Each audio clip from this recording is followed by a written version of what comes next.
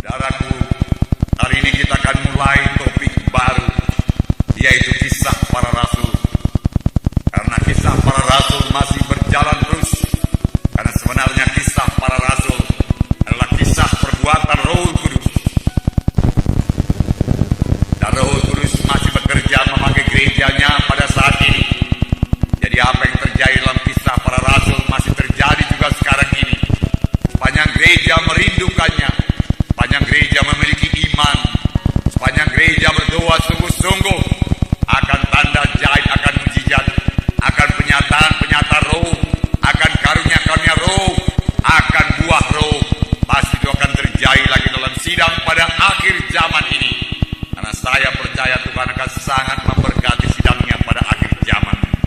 Kalau kita teliti kisah rasul ini, kita akan mendapati bahwasanya apa yang diperbuat oleh murid-murid sama dengan yang diperbuat oleh Tuhan Yesus. Injil yang dikabarkan oleh murid-murid Tuhan Yesus sama dengan yang dikabarkan oleh Tuhan Yesus. Tanda jahit, tanda mujizat yang sama terjadi dalam kisah rasul, terjadi juga dalam pelayanan Tuhan Yesus. Bahkan cara hidup murid-murid Tuhan Yesus sama dengan cara hidup Tuhan Yesus pada waktu dia di bumi ini. Sungguh-sungguh pemuritan Tuhan Yesus sangat berhasil. Mereka melihat bagaimana Tuhan mengajar dengan kuasa. Ketika orang-orang juga mengakui pengajaran macam apakah ini, dia mengajar dengan kuasa, lain sekali dengan pengajaran ahli-ahli Taurat. Itu yang dilihat oleh murid-murid, kemudian dipelajari oleh murid-murid. Kemudian pada suatu waktu ketika Yesus hampir naik ke surga, saudaraku, murid-murid tidak sanggup mengusirkan roh sawan dari seorang anak yang dibawa oleh bapaknya kepada Yesus. Lalu Tuhan menenting roh sawan itu, dan segera anak itu dibanting oleh roh jahat. Lalu orang berkata anak itu sudah mati, tapi Yesus berkata ya tidak mati. Lalu Tuhan membangkitkan anak itu dan memberikannya kepada bapaknya sembuh sama sekali. Murid-murid bertanya kepada Tuhan Yesus, mengapa kami tidak sanggup berbuat yang demikian? Tapi terlebih dahulu Tuhan menengking, berapa lama lagi aku harus bersama-sama dengan engkau, kamu yang kurang percaya, angkatan yang kurang percaya? Mengapa engkau tidak sanggup mengusir setan yang seperti ini? Seharusnya engkau sudah sanggup mengusirnya, karena engkau sudah begitu lama bersama-sama dengan aku. Tuhan, bagaimana mengusir setan seperti ini? Yang seperti ini hanya dapat diusir dengan doa dan puasa. Begitu Tuhan Yesus mengajar murid-murid, supaya murid-muridnya juga banyak berdoa, supaya murid-muridnya juga mengadakan puasa. Memang doa sangat penting bagi anak-anak Tuhan. Amin, saudara. Kita tidak akan dapat mengerjakan pekerjaan Tuhan kalau kita tidak berdoa. Kita tidak akan dapat diurapi kalau kita tidak berdoa. Kita tidak akan mengerti menyambut maksud Tuhan kalau kita tidak berdoa. Kita akan ditipu oleh setan kalau kita tidak berdoa. Oleh sebab itu biar setiap anak-anak Tuhan pada pagi hari harus berdoa lebih dahulu kepada Tuhan. Itulah pekerjaan yang pertama sekali harus dikerjakan oleh setiap anak Tuhan. Berdoa, berdoa, berdoa.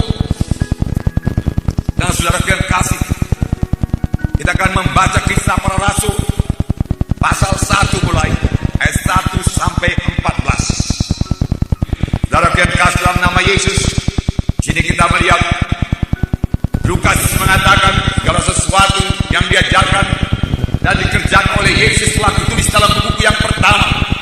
Sekarang ini aku menulis buku yang kedua, yaitu kisah para rasul, yaitu segala sesuatu yang diperbuat oleh murid-murid Tuhan Yesus setelah Tuhan Yesus naik ke sorga.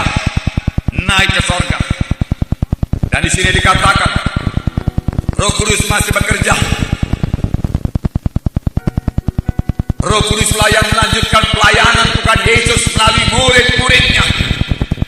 Jadi pelayanan Tuhan masih berlangsung terus, karena sebenarnya pelayanan Roh Kudus, pekerja Roh Kudus. Oleh sebab itu kisah para rasul bisa juga disebut dengan kisah perbuatan Roh Kudus, karena Roh Kudus yang memegang peranan dalam kisah para rasul. Roh Kudus yang memberi petunjuk dalam kisah para rasul. Roh Kudus yang memimpinkan rasul-rasul mengerjakan pekerjaan Tuhan.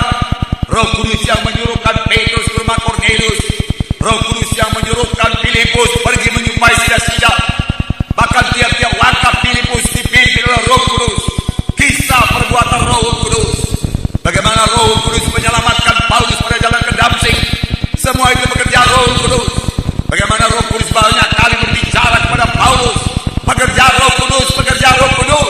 Amin, saudara. Adakah saudara sukacita Roh Kudus memimpin sidangnya? Biarlah kita rindu sekali, sangat merindukan Roh Kudus senantiasa memimpin sidang ini dan berbicara kepada sidang ini. Amin.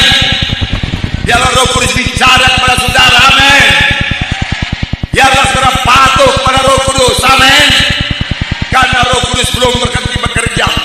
Maka Roh Kudus mencari hati yang terbuka, telinga yang terbuka, hati yang patuh, hati yang tidak menuruti kehendak sendiri. Seluruh hidup yang diserahkan kepada Tuhan untuk melaksanakan kehendak Tuhan, bukan melaksanakan kehendak diri sendiri.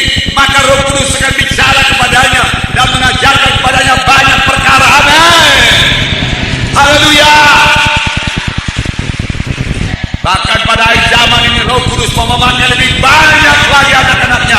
Bahkan sebenarnya semua kita ini mau dipakai Roh Kudus menjadi pelayan-pelayan Tuhan. Haleluya. Roh Kudus masih bekerja. Roh Kudus membangun sidangnya pada akhir zaman, setelah pada akhir zaman. Nah, oleh sebab itu, karena Roh Kudus yang bekerja, saudaraku, maka dalam tiap-tiap